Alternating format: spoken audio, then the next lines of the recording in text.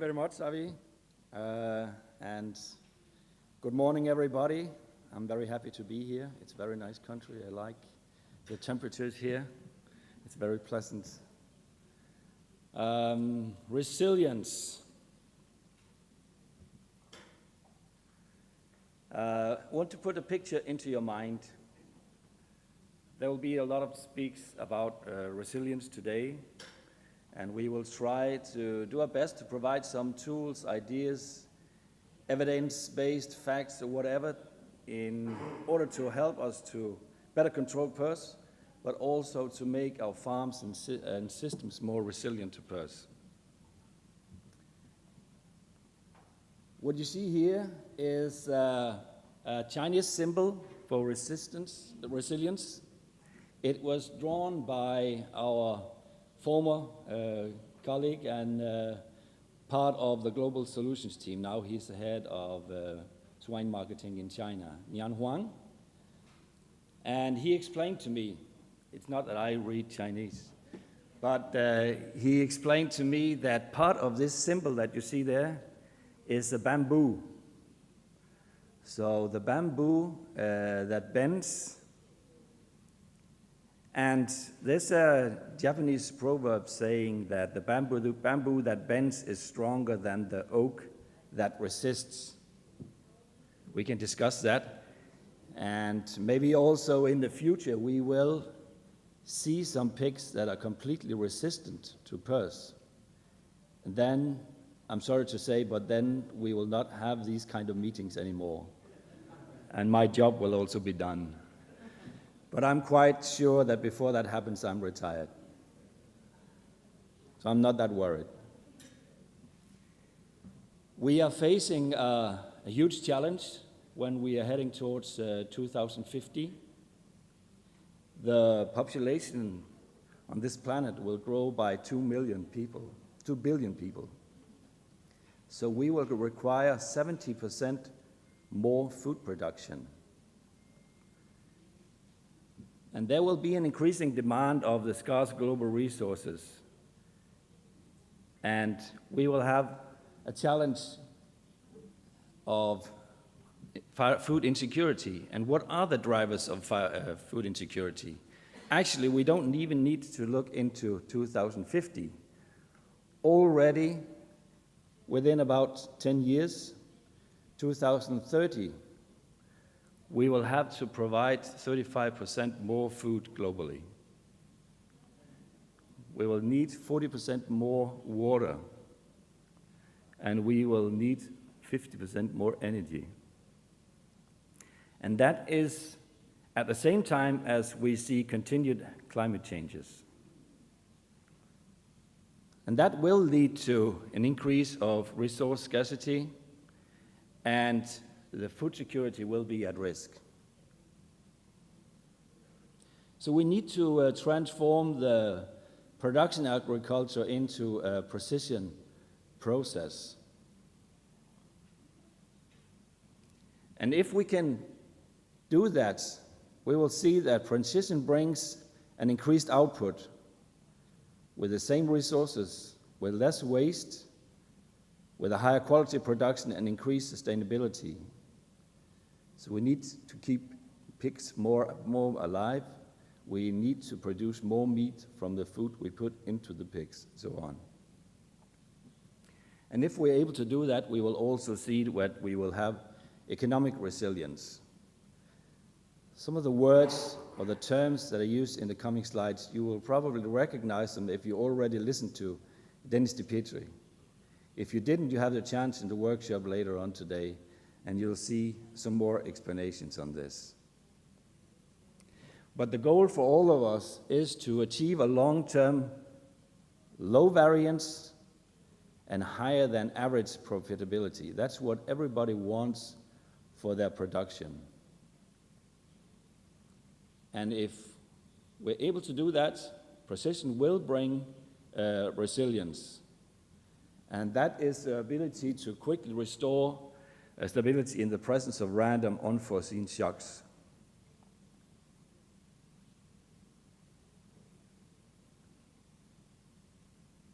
And one of the unforeseen shocks, or one of the things we're struggling to handle, is disease. It is the greatest cause of profit decline and variation in animal production. And we all recognize that prevention is the foundation of precision. So we need to bring our farms and assistants into a situation where they have the quality of being able to return quickly to a previous condition after problems, misfortune, or change. We need to give a disease resilience, to bring a disease resilience into the farms and the systems. And we also see that these misfortunate events, they affect any level or part of disease. So we can see disease at different levels. So let me try to show that maybe in a smaller scale. So if we start with a virus or a pathogen, of course it could be that the pathogen itself, the virus itself, becomes more resilient. That's absolutely not what we want.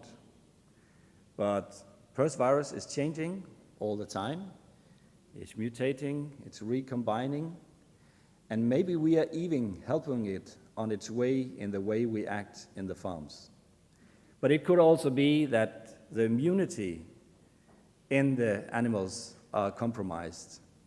That for some reason we bring the pigs into a situation where we have a less ability to actually handle the PRRS virus.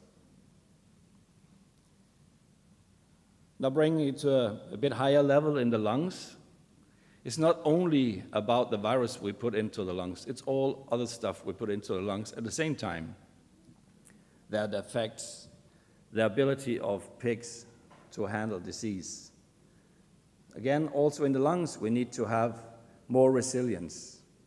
So have a good air quality and so on, enough air so that the pigs have a healthy lung and that they are not co-infected with other pathogens that affects the disease resilience. And we will hear more about this later on from Phil Gorga. And then, of course, the pig itself. So we know that some pigs are more resistant to PRRS infections than others. We'll hear that also later on. So it's not only about the organs or the virus, but we can actually also help on genetics. That was the goal that I talked about in the first slide, that if we have the complete resistant pigs, which probably is the end goal of handling PRRS, then we are done. But it's not about a single pig. We all know that. We never talk about a single pig. We're talking about a population. And the single pig is affected by the other litter mates or the other roommates or even the other animals on the farm. So sows are affected by the contact they might have to nurse sows or the way we bring in gilts. And now we're looking at a farm level instead. And if we have instability on the farm level, because we have bad biosecurity or a management is not good, if the pig flow is wrong, we will not be able to handle the disease. We will hear more about how to control PRRS on farm level or regional level from Reid Phillips later on today. And it's not only about one farm, it's about all the farms. In some areas we have very dense pig production, so farms are very close to each other. So you're not even able to handle it on your own, you have to do it together with your neighbors. And then maybe even on a regional level.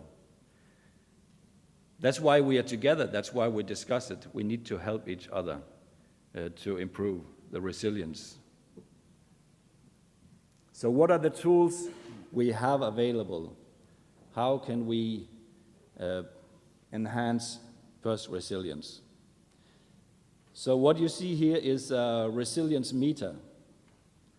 So that is measuring resilience. Now you see that the clock is red, it's pointing to the red side. So with this, we have absolutely no resilience on the farm. PRRS is out of control, and we have disease. And if we can manage to turn that into green, we will be in control of PRRS, and we will have a resilient farm. So what are the tools we have available? First of all, we need to increase the immunity on the farms and in the pigs. And for that, we have good vaccines. We have in our hands still the best PRRS MLV vaccine we've seen globally, brilliant heterologous protection, but we have to say that it's not enough. It's not enough just to vaccinate and then we're done. That will not turn the clock completely to green. It's part of the way, it's one of the tools, but we need more than that. So we can work on genetics. That's done. We have seen publications that show that you can produce a resistant pig. I think it's still some years from being out in the farms, but it might eventually come. But also the pigs that are there today, some of them are more resilient or resistant to PRRS than others. So we have something that we can work on. So breeding and the breeding stock is one other tool that we have. And then there's the environment. We know that if we give the pig the optimal environment, they will better be able to handle PRRS.